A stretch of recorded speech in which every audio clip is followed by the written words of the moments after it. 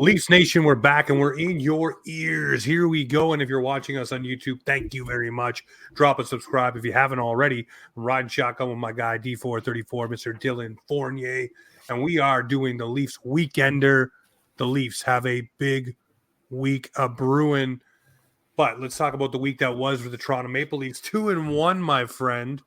The Leafs pick up victories against the Arizona Coyotes and the New York Rangers this week, losing to the Vegas Golden Knights. Hey, they spanked us in our barn like we spanked them in theirs.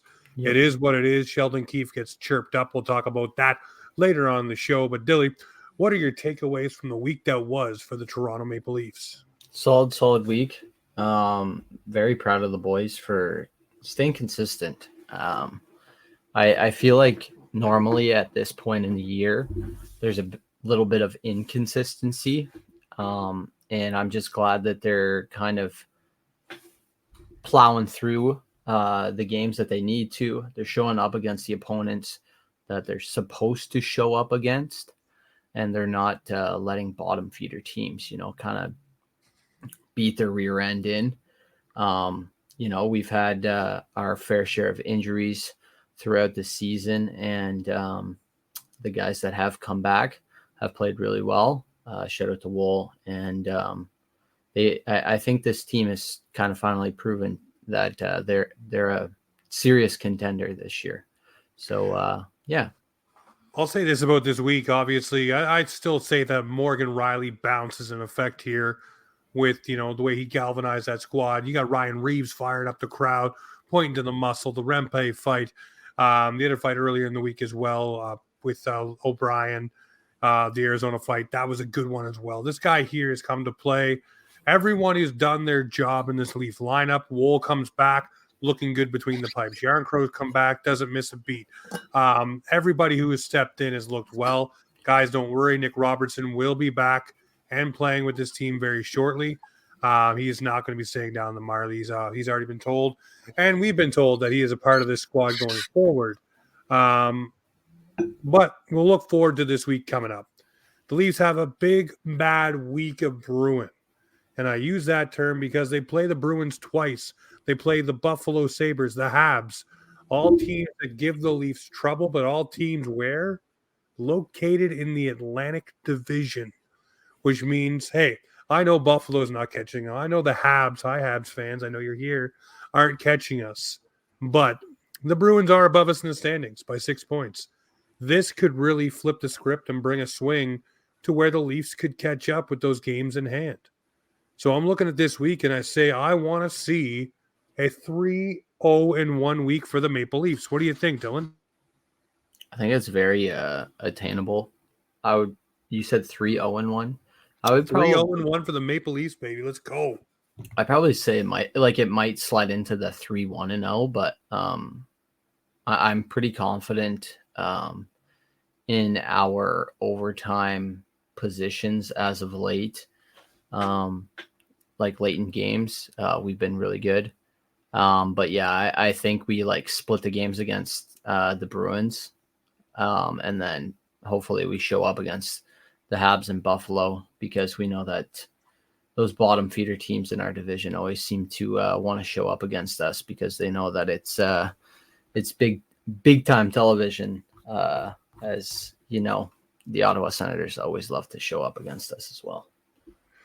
They do. Well, listen, it would be great for the Toronto Maple Leafs here this week, like I said, to go 3-0-1 for this trip. And I say that because you beat the Bruins twice. You come within 2 points of them. That's not a bad thing at all. You beat the Buffalo Sabres. There's some reason you're kryptonite sometimes. And then the Habs, we all know, it doesn't matter where the Habs are in the standings, the Maple Leafs, they have a trouble with Les Habitants. So it's never a good thing. But if you can come out with a possible 7 of 8 points out of these 4 games, I'm liking what I'm seeing. But I'm also liking the fact that I think you give Joe Woll the back-to-back, the second game against the Boston Bruins, and see what the young man can turn in. I think it's a split this week. 2 games for Samsonov, 2 games for Woll, and you see who comes out of it more unscathed, who looks better, who looks positionally more sound. But if you get 7 of 8 points, That's huge right now. And we're 100%. going to leave you trucking towards the trade deadline on Friday.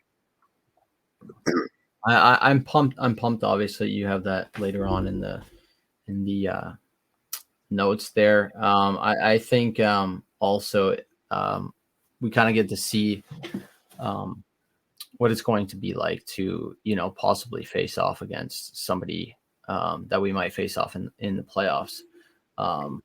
I think these Boston games are going to be really, really close. They're going to be high energy. There's going to be a lot of blows after the whistle, most likely scrums after the whistle. But I think this week is going to be exciting, especially I think, like you said, we're going to see who kind of takes the net here, most likely going forward. All right, well, let's go into it right now before we jump into the GBU. I want to know from you, right off the top of your head, who do you want to face? Obviously, a lot of fans last year, we want Florida. I was a Boston guy myself. I really wanted to see the Boston Bruins. I really wanted that to happen. I wanted to slay that beast. And I mean, right now, the Boston Bruins, they are a slipping.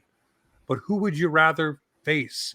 The Lorax and the Florida Panthers or the Boston Bruins, who are the big bad Bruins? What team would you want right now? And I want to know off the top of your head. For me, it's the Bruins all day long. I want to put that bear to bed, and I want to move forward. We have no real big history against the Florida Panthers in the playoffs, so I would love to slay the dragon that is the Boston Bruins. Maybe it's called the curse of the Bruins in our eyes. I think it would be entertaining. And I think that it could push us further into the playoffs. It gives us that boost, that energy. We were pretty shocked last year in round 2 against Florida, obviously. But I think that going against Boston is like, it gives you the original 6 kind of energy. You get that good old tough hockey, and it's entertainment for television. And maybe there's a few Revo fights in there too. I don't know who the heck their big bad guys are in. Trent Frederick would be the guy over there. I think would be the one stepping to the plate. But even still, in the playoffs, I wouldn't even want to see Revo fight. I want to see him get under people's skin. And remember what Cam Jansen said on the show not but 2 weeks ago. He wants to see. Go ahead and challenge everybody to a fight. You know what happens? Guys can say no. You know what guys can't say no to? Getting absolutely railroaded by a big hit like we saw on Boosh. Yeah. So Revo can do that. Revo can lower that boom and be that effective guy in a series where he could knock somebody flat on their ass. Or take him out of a series fully. Well, I never want to advocate for an injury. No, but I know what you're saying. You definitely could rock a guy the right way, and unfortunately, maybe he's not able to go for game 3 or game 4 or whatever it is. But I think Ryan Reeves can do that. I want to see the Bruins. For me, it's in Florida second round and take out the Lorax and beat him by his mustache. For me, it's the Bruins. The history's there, the rivalry's there, and I think it's been long overdue for us to slay them in the playoffs. We shall see if we can slay the beast. Well, we got the GBU rolling up on us now. The good, the bad, the ugly on the Maple Leafs this week. The good for me is the returns. The good is the return of Calle Jarnkrok. Timothy Liljegren missed a couple of games. He's back. Joe Woll back between the pipes and looking sound. I messaged our guy, Kevin Woodley, and Kevin Woodley said, I see him being the starter for the Maple Leafs for many, many years to come. So for me, the good this week is the returns and the dividends they've already paid. I'm going to expand on what you said, the returns. Yes, I'm going to say the returns of a former player, Ilya Lyubushkin, because our GM finally showed us that he's serious and he wants to give this team the juice to help push us into the playoffs. That is my good this week. There you go. Okay, for me, the bad this week, the bad is just the snake bittenness that is the empty net for the Maple Leafs. Tyler Bertuzzi misses one. Last night, Mitch Marner misses an empty net, and it ends up being an icing and a Vinny Trocheck goal. That to me is bad. Get the puck out of the zone, yes, but don't ice it. It has become an issue for this squad, sealing the deal. And I know a couple of games we've won them. The icing didn't hurt us, but we seen last night exactly what it can do against elite teams. And the Rangers, yes, folks, are elite, number 3 in the National. You don't want to give them the opportunity to climb back into a game. So I will say the icings are my issue. I kind of want to feed off of that. So I don't know if you saw this last night, but for example, you said Mitch Marner backhanded it and it was icing. I don't know if you saw this. It might have been the play before it, or it might have been in a total separate period. Matthews won the faceoff and it went into the corner. Mitch Marner had it and he tried to backhand it out of the freaking zone. Yep. And I've been talking about this for weeks. I hated it. And I was like, dude, you have your forehand available. Just freaking get it up and out of the zone. And what happened was it got turned over and the Rangers got a chance. And it just scares the bejeebus out of me because come playoff time, that will lead to a goddamn goal. The glass is your friend. Yes. The glass is your I don't friend. care if it's a little muffin on the glass. Just get it enough out of the friggin' zone. That's what I've been saying for weeks. Goodness, it scared me. And I was like, for instance, if Mitch took a second to go to the forehand on that empty netter, I think it would have went in. No problem. I think he needs to get away from that backhand. It was atrocious, and it scared the living shit. Even still, just chip it out of your zone and then look for a neutral zone battle to win the puck and put it in the net. Absolutely. That way you save yourself the icing. I mean, that's the goal, is to get it out of your own zone. It will then take them 15 to 20 seconds to re-rack and re-go back. And if you muck with them in the center ice area in the neutral zone, then you're probably going to kill the clock. That's all you need to do there. But our bads pretty much line up together. The ugly for me is the injuries. The injuries this week, they bit us. Timothy Liljegren, Giordano concussion, Lyubushkin looking like concussion. Yeah. So, and there's a few other things that are starting to scare me. We saw last night, Austin Matthews, wrist and hand taped up. Yeah. A la last year, and we all know what happened last year. And I'll say this, the velocity on the shot Saturday night didn't look the same as snappiness as it's been. No. Which does worry me because I don't want to lame duck Austin Matthews going into the playoffs. So for me, it's the ugly, it's the injuries. I would have to agree again on this one too. The ugly, the injuries are gonna hurt us. And like you said in our group chat, I think if Matthews is banged up, you gotta rest him. There's no ifs, ands, or buts about it. He hit 50. That's an accomplishment on the season enough. Yep. I don't give a rat's ass about 70 at this point. I want him rested for the playoffs. And you can. Well, Domi said it best already. They don't care about individual awards in that room. They have one goal and one thing they want to win. Here's your chance to prove it, Austin. Yep. If you're hurting, stop chasing 70, park your biscuits and rest up. 100%. And you know what? I think you kind of saw it last night that, you know, when he broke into the zone, even like a one-on-one, he wasn't. It didn't look like he was totally confident in just ripping it. He kind of tried to battle around and battle for the net to get the chance on right in front of the goalie. I thought that was kind of a demonstration of that. But yeah, the injuries sucked that Boosh came in first game and Rempe ran him. We could almost talk about that and that kind of charging aspect, but it's all good. We forgive and forget. Nice, good fight in that game. But yeah, the injuries for the ugly. Yeah, the injuries are a huge factor here, and especially going down the line. You're trying to add to your roster. You add in Lyubushkin. There will be more deals, and we'll talk about that in a moment. But it sucks to see the Russian Bear get hurt. But he did talk to Samsonov post-game and say that he feels okay, he feels fine. He also did, change his Instagram avatar to the Russian Bear with a Maple Leaf jersey on, which is pretty cool. So We'll see where he's at. Obviously, Sheldon Keefe said it's a head injury. We'll see where he goes. Maybe it just gets shaken off and he's okay. Or maybe he has to miss a couple of games and then come back from whatever protocol they have in place.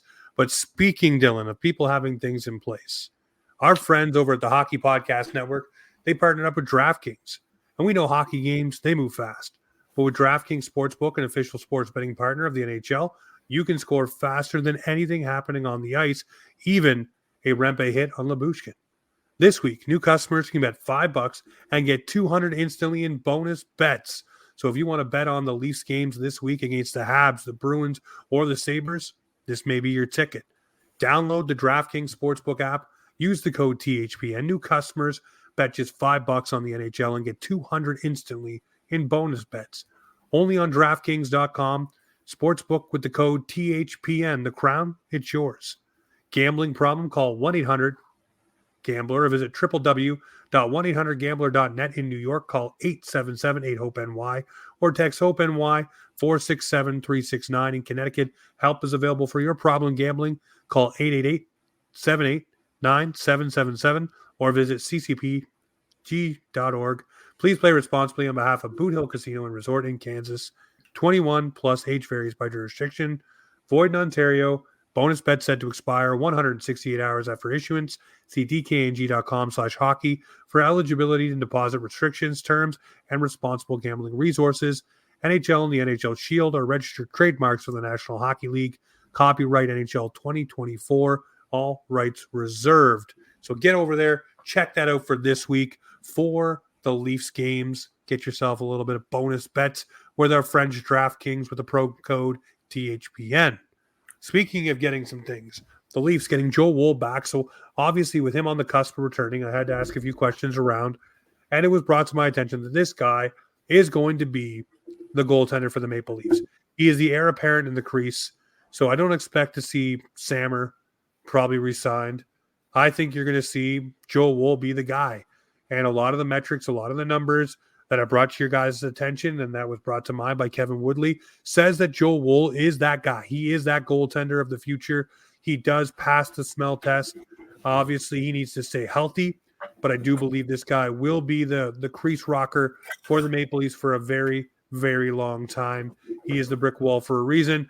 Excited to see him back between the pipes, Dilly. I know you got the autograph picture there of your boy, Joe There's a reason. Woll. There's a reason why I got this. Him and Nyes were at the autograph signing, obviously. I debated about getting his, and I'm really glad that I did. Honestly, a very genuine human being. I know I've said it before, but I really just hope that, the pressure doesn't ever get to this guy. He seems like it will. A happy-go-lucky guy. He's always smiling ear to ear. He knows how to just it seems like he just wants to play games, enjoy hockey, and bring a smile to Leafs Nation. And no you know what? Social media either. No, which is good. And you know what? I don't know who posted it. It might have been somebody on the Leafs, but have you seen this man play piano? Oh, I know. He's a pianist. This man. He's a complete package. I don't know. I don't know where he came from, where he did this, where he learned it. Obviously, probably growing up, but it's actually probably something that has helped him, with his hand-eye coordination type of sort of thing. I honestly really do think that he's going to thrive in Toronto, and I think he's going to be here a very long time. Well, his preparation is nuts.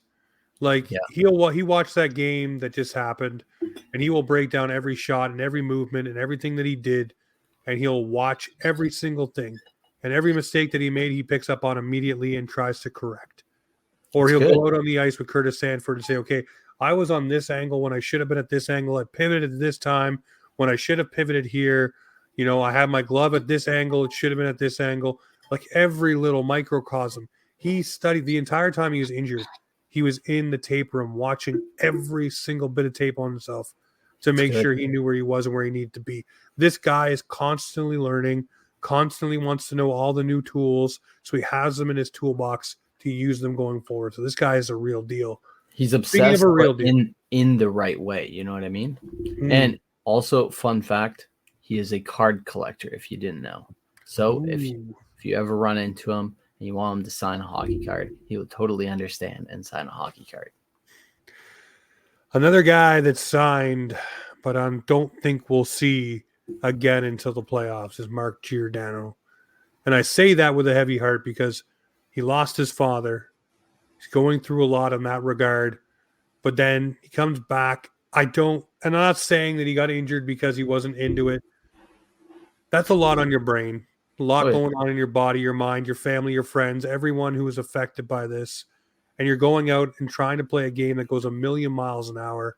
And he goes headfirst into the boards. Obviously, was not good coming off the ice.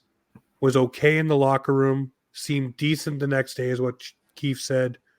I think Gio will be out for a little while. And I do think it'll be good for him to kind of just let all the waters calm and then come back towards the end of the season and into the playoffs and be a depth option for the Maple Leafs. It just sucks because my heart goes out to him. A lot of things happening. And you really just want to get back on the ice and try to put your best foot forward. But right now for Gio, I think health-wise, best thing for him to do is to step away for a minute. 100%. Yeah, no, I don't know if, James, you've had a concussion at all or anything. Multiple. But like going on the ice with a concussion is just like, it totally kind of throws you off. Like you'll, take the 1 week off of, like, for example, I was in school. I took a week off school because I couldn't have any like bright lights. I had to be, in a shaded room. I took it off school, and then I went back like I was feeling great in my normal day-to-day life. And then I went like to go and do a practice, and I couldn't last like 20 minutes, 10 minutes. Like I was just instantly dizzy. So like it takes a long process to just get back on the ice. So like whatever time he needs, not only to help with that, but help with the mental side of it after going through a loss that is as heavy as that. I think it's something that he should focus on and, regroup and get good for the playoffs. Yeah, no, we wish the best for Gio. Hopefully Gio's back soon. A guy that is back with the Maple Leafs and is the Swiss Army knife of this lineup is Calle Jarnkrok, man. And did he ever look good with Bobby McMahon and Mr. John Tavares? That looks like a solid playoff type line to me. I know we got to find a place for Robo to play, but right now, seeing Calle Jarnkrok come back, full ability on the penalty kill, full ability on the power play, full ability on whatever line you want to put him on. This guy is a guy you need that can really help you out down the stretch and would be a guy that you would trade for, in my opinion, in Calle Jarnkrok. So at least kind of get him back as a trade acquisition, an own acquisition, back healthy and ready to go. And his speed definitely does not hurt. It allows Tavares to be a natural pivot in the middle, kind of be a little bit slower if he needs to, but he has the crash and bang of Bobby McMahon and the quickness and retrieval of Calle Jarnkrok. So Jarns, baby, I'm glad you're back and healthy and ready to go, man. Yeah, absolutely. I'm just watching this. I forgot the goal here by John Tavares, but prime example. Oh yeah, that goal. Jarns picked it up on the boards, or picked it up off the boards, circled around, shut it on net, and Tavi was there to tip it into the net. And that was, I don't know if that was the go ahead or the one to tie it in the second there. It was the go ahead. In the third, sorry. But prime example, Johnny T's doing all the dirty work out front, like he should be, and he's in the spot to score. Jarns is doing his job at trying to cycle the puck around and get the opportunity to shoot the puck on net. I think Jarns' speed speaks for itself in this game. He's a guy that's great on the penalty kill, like you said, and he's somebody that adds a little bit of the Swedish juice, like I love to say. How sweet it is. Yes, for this Maple Leafs lineup. All right, so the other guy we got is Boosh. We got Boosh back in a trade. Excited for the Russian Bear. I know he's going to bring some thunder to this lineup. We know he's going to be back.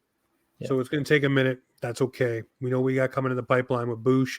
He's a guy who's clicked with Riley. Guys, so many people were upset about this trade. Why are you upset about a guy that can play the right-hand side naturally, can play with Riley, no problem, is a red line and back type of defenseman, can clear the front of the net, block shot like a mother, can lower the boom himself, and has zero issue mixing it up after the whistle with guys who want to be this prickish kind of guys like the Sam Bennetts, like the Brad Marchands, like the DeBrusques. So he'll be right in there along with McCabe, along with Benoit. So if you like Benoit, explain to me why you do not like Ilya Lyubushkin. 100%. Because some chart told you not to like him? Yep. Because he's not liked because he was on an Anaheim Duck team that is down at the bottom of the barrel? Come on. We all know what happens when guys get put in better positions. Boosh did it last time he came here from Zona. He showed us all he could play with Morgan Riley, and he priced himself out of town because he played so well. He got a nice payday from the Buffalo Sabres. The Leafs couldn't afford to retain him because he upped his value a la Luke Shen last playoff run for the Maple Leafs. So guys do come here, and the Leafs tax does happen for them where they get paid. So let Boosh cook, let Trey cook, but I'm happy the Russian Bears on our side. Another guy who can play the Benoit-esque role. 100%. I just looked at shots blocked by players, and Boosh is top 15 with 138 in the league, which is obviously good. I don't know if he had any block shots, obviously, in the game last night, but that's something you need come playoff time. Benoit has only got 70, but I know he hasn't played every single game this season. Still, Ilya Lyubushkin being somebody that would most likely in our situation be on the ice a little bit more often, that's good. You want somebody in the top 20 that's blocking shots come playoff time. Somebody that's going to get in front of that puck come playoff time so that the high danger shots don't get on net. This is somebody that obviously played really, really well with Morgan Riley and allowed Morgan Riley to evolve his game come playoff. You know, I think if Boosh was a part of the Leafs' last playoff run, you would have seen a larger margin of Riley being Riley. Riley came out and lit on fire come the first because round of Luke Shen, because of a stay-at-home red line and back defenseman who allows Morgan Riley to be the full-fledged version of Morgan Riley. Absolutely, and Lyubushkin will do the same. So this is only going to complement Morgan Riley's game, and it'll help the Leafs overall and let Morgan do Morgan, Boosh do Boosh. Perfect setup come playoff time. Listen, Morgan Riley had the best dad jokes there was. They asked him, he says, a huge boosh for the boys. Yes, so absolutely. I love it. I absolutely love the dad jokes. Sheldon Keefe, just want to touch on this one quickly. Sheldon Keefe got fined this week going after the referees. Now, I talked to Dave Jackson last week, and he always told me that he gave coaches enough leash to bark it out, but then when he put his hand up to stop, coaches stop. Well, guess what? Sheldon Keefe did stop. But then he calmly tried to address the ref on the same situation, and the ref had already had enough. Apparently, there was something said that crossed the line. Here's the thing. One thing Sheldon Keefe needs to do, much like Michael Bunting needed to do last year, is not just close the mouth. Go up to those officials when they work the next game. And say, sorry, buddy. Even apologize on both sides, bury the hatchet, and move forward. Yeah. Because if you hold the grudge, Paul Maurice will tell you exactly how long and how far that grudge can go. Yeah. And I'm talking following you from team to team to team. So bury the hatchet. Whatever you said that crossed the line, because obviously there was something. Oh, yeah. Everybody knows and everybody's acknowledged there was something that crossed the line. Even William Nylander, yes, told him to calm the hell down. Settle down.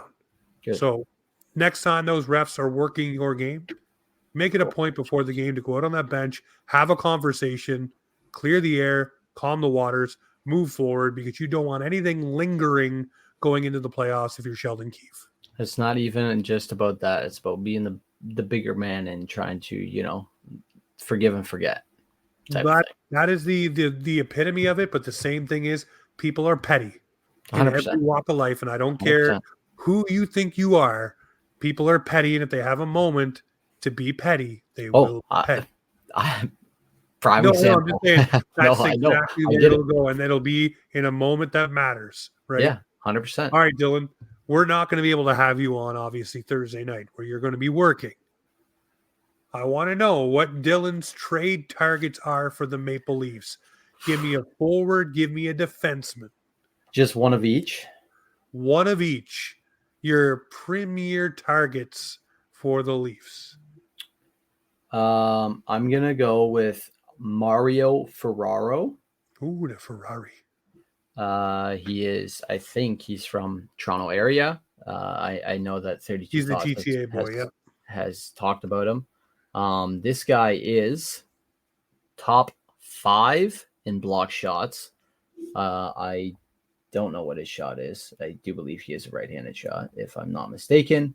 And I think, considering that he's blocked that many shots on a piss-poor team says a lot. And I don't mean to jab at any San Jose Sharks fans, but that's somebody you come playoff time, I think could do the Leafs a lot of good to help them go deep in the playoffs. Now a forward. Honestly, I think I'm kind of like debating what we kind of need in a sense of, do we need a winger or do we need a centerman? And in my eyes, like Domi, Burt, and Nylander are flourishing on that second line. You have the ability to switch out Domi to go to the wing. Nylander can step in as center at any point, or you can just leave Domi at center. Tavares, he's great on the third line. I love the setup there. Where I don't know is the fourth line in Kampf. And that's where that's where I would say I don't know. I would say, like, I would love Boone Jenner, but I know that I think he's out of the question. I think that they don't want to move him there. That was already said on the radio show, the Jeff Merrick show. They don't want him gone. Ownership likes him. General manager likes him. Team likes him. Goddamn Dorchester boys doesn't want to leave. Somebody like I'm gonna say Blake Coleman because I know that you've been ringing the bell, but a penalty killer. The only issue I have with saying that name is I don't know how easy it's going to be to take him away from Calgary. I'll tell you right now, I'm done beating the drum for any Calgary Flame players. I want Blake Coleman. Stop right there. I don't care. Calgary Flames can go kick rocks for all I care.